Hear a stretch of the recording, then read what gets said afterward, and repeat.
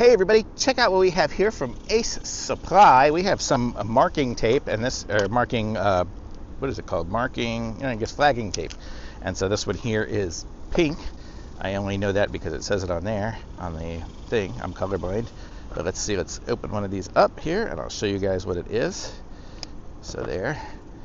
So this is what it looks like here. It's nice and thin and light, and I'm gonna guess this would be ridiculously long. And oh, I guess I didn't even need to do that. I probably could have just pulled it apart. But look, that's what it is there. So you can tie it up for trees, for marking things and stuff like that. As we're going around here and cutting down certain trees and whatnot, we're able to use this tape here so we can mark which ones, we'll probably mark which ones we don't want to cut down. But this is what they're good for, and you can use it for anything, just marking areas or running lines and things.